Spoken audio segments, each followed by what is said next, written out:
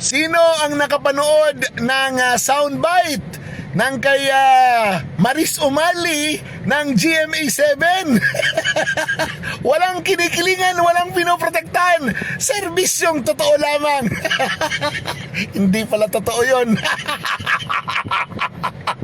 Yung soundbite niya doon sa The Netherlands nang sinabi niya ng dinadala na sa ambulansya si Attorney Salvador Mijaldea doon sa The Netherlands. Ang sabi niya, yung matanda nang nilapitan ko, nakadilat ang mata, tapos biglang pumikit.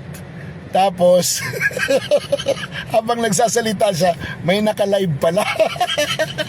Sinabi niya, hindi niyo naman nire-record yung sinasabi namin. Wala naka-live ako, te. Te, kumusta naman yung walang kinikilingan? Grabe ang pagka-racist mo, te. Kawawa naman kami mga matanda sa iyo. Sana pagtanda mo, hindi ka rin sabihan na matanda ka, ano?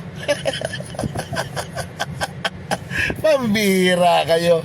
Kaya hindi kayo pinaniniwalaan ng mga mainstream media dahil sobra ang bias ninyo. Kaya ang alternative sa social media, kumukuha yung tao ng impormasyon. Dahil maliban sa mabilis, ay talagang walang kinikilingan, walang pinoprotektahan. Dahil hindi natutulog ang balita. Dilat 24 oras. Tragis naman to talaga. Oy, sana hindi ka tumanda. Oo, para hindi ka masabihan na tanda, di ba? Pambihira kayo. Tapos sasabihin mo pwede pang burahin. Huwag ganon.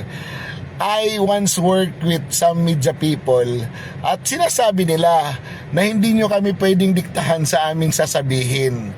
Oh, ngayon, kayo din. Hindi nyo kaya kaming diktahan sa aming sasabihin. Dahil kahit may clout kayo, meron din kami. Because people believe in us. Hindi kami gumagawa ng fake news at hindi kami bias. Dahil ang sinasabi namin ay patungkol doon sa kinakampihan namin. Kaya yung bias namin, diretso na to. Kaya hindi kami pwedeng makusan na bias kami. Bakit? Hindi kami nagsasabi na hindi naman kami patas lang kami. Hindi. Sinasabi namin DDS vlogger kami. Pro Duterte kami. Kaya walang bias-bias. Meron na talaga kaming bias. Oh, kayo, nag-iinarte pa kayo. Sabihin nyo na pro-administration kayo para alam namin.